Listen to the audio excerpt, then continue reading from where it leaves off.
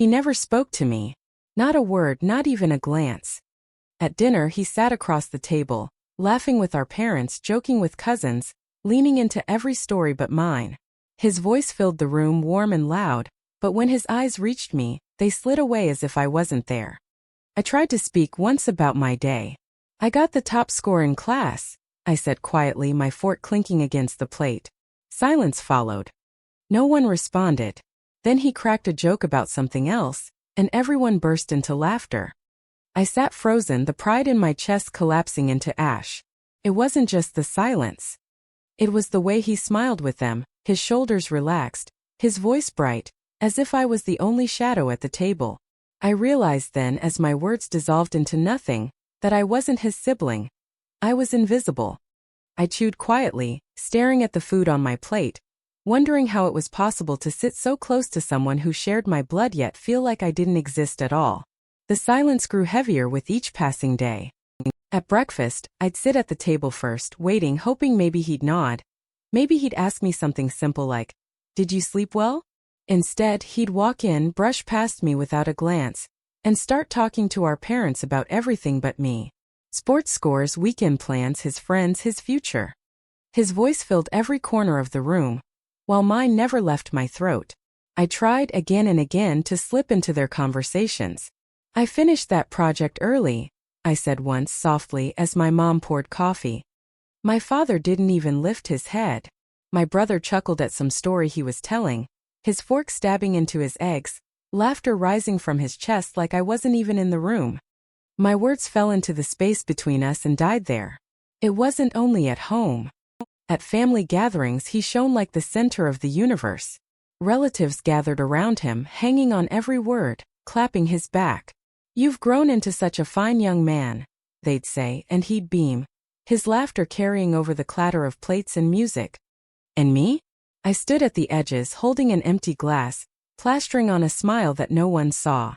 I could have been wallpaper for all the attention I got. One night I tried harder. I dressed up, combed my hair carefully, and sat straighter at the table. I waited for my chance. When there was a pause in their chatter, I said louder this time, "I won a prize at school today." My chest burned with hope. But before anyone could react, my brother leaned in with a grin and said, "You know what's funny? My friend totally failed his exam." The table erupted in laughter. My words evaporated again.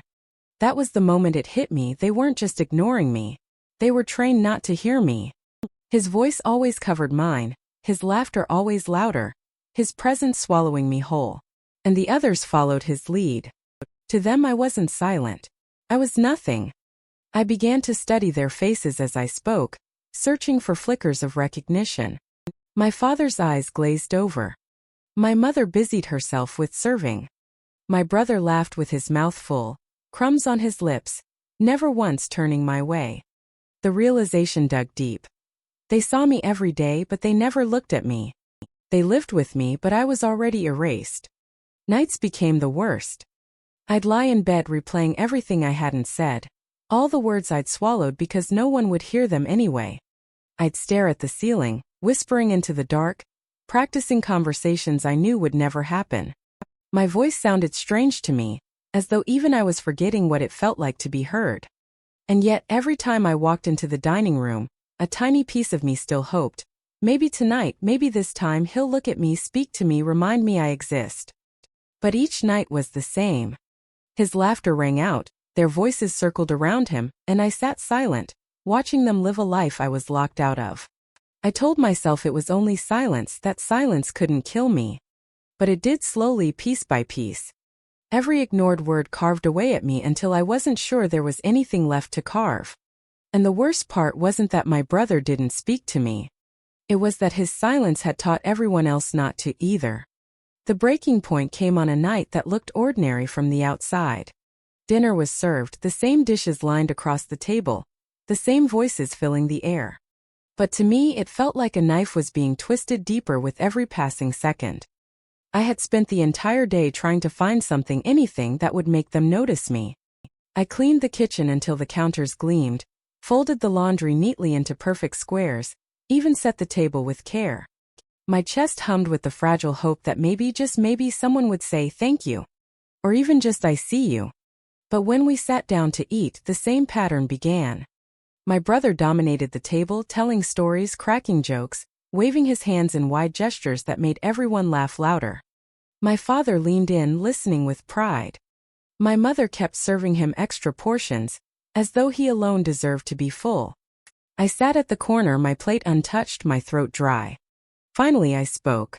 I had some good news today, I said, my voice steady, not too soft, not too loud. My heart thudded hard, bracing for a response. Nothing.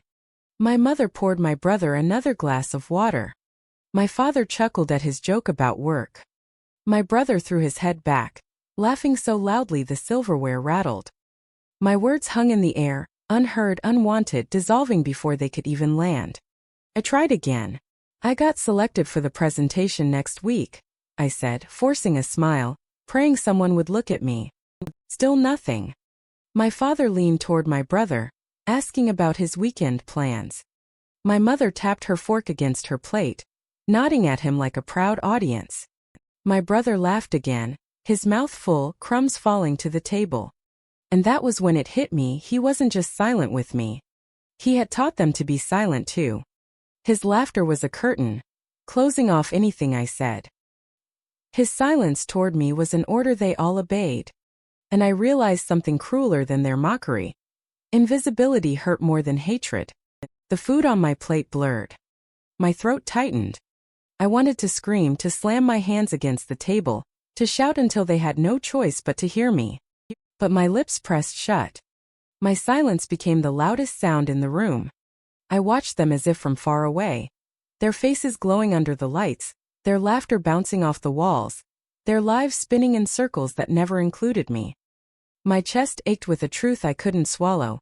I could vanish from the table, from the house, from their lives, and not a single one of them would notice. That night I didn't sit in bed whispering to the dark. I sat at my desk staring at a blank page, my pen hovering. I wanted to write something, anything, to prove I was real. But my hand shook. The page stayed empty, mocking me. And then something changed inside me.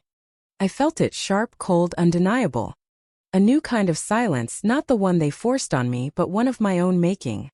If I was invisible to them, then I no longer owed them my words. My begging was over. My waiting was over. At the next dinner, when they laughed and talked and my brother shone like their golden child, I didn't try to speak. I didn't fight for their scraps of attention. I sat there, still, eyes steady, watching them all. And for the first time I saw it clearly. The cracks in their laughter, the hollowness in their voices, the desperate way they clung to each other to fill the emptiness they had carved into me. They thought I was the silent one. But silence had finally become my weapon. The final shift happened quietly, but it changed everything. I didn't plan a confrontation, I didn't rehearse speeches. I simply stopped playing the role they had written for me. I no longer tried to slip words into their laughter. I no longer begged for my brother's glance or my parents' scraps of approval. I gave them nothing. No reaction, no disappointment, no hope. First, they didn't notice. At dinner, my brother filled the room with his voice as always, waving his hands, cracking jokes. My parents laughed, nodding along. I sat still at the corner of the table, eating slowly, eyes steady, saying nothing. The silence I gave back wasn't their silence, the one that erased me. Mine was heavier, deliberate. It wasn't absence. It was refusal. By the second week, my brother's eyes flicked toward me, confused. Maybe he expected me to try again, to clear my throat, to beg with my eyes. I didn't. I stared at my plate, calm. His laugh faltered for the first time. My parents didn't notice, but I did. The cracks were showing. Soon they began to fumble. My mother asked, "How was your day?" Too late, after weeks of never caring. I shrugged and kept eating. My father muttered something about the weather. I nodded once without looking up. My brother tried to poke fun. "Quiet as always, huh?" His voice carried a nervous edge, thinner than before. I met his gaze for the first time in months and didn't blink. He looked away first. The more I withheld, the more their table changed. Their laughter grew shorter, forced, like they were trying to fill the silence I left behind. My mother fussed with dishes more than usual. My father tapped his fork against the plate, restless. And my brother, who had once thrived on being the center of attention, started losing his rhythm. His jokes landed flat. His voice rose too loudly, desperate for the approval that had once come so easily. They wanted me invisible, but they hadn't expected what invisibility would feel like when I gave it back. My silence hollowed out their table, drained the warmth from their evenings. They had fed on my begging for years, and now that I'd stopped, they starved. One night it came to a head. My brother cracked a joke about work, but no one laughed. He looked at my parents, waiting. They forced small smiles. Then his eyes slid toward me, searching, almost pleading. I kept eating, calm as if he wasn't there. For the first time he looked small. Not golden. Not untouchable. Just small. The tension grew unbearable. My mother finally snapped. "Why don't you say something? Why do you sit there like a ghost?" My fork clinked against the plate as I set it down. Slowly I raised my eyes and looked at all of them. My voice was steady when I said, "Because you taught me I was invisible. Now you can live with it." The words dropped like stones. My brother's face drained of color. My father's jaw tightened, but he had no response. My mother's eyes shimmered with tears, but she looked away. The silence that followed was different. It wasn't mine alone anymore. It was theirs too.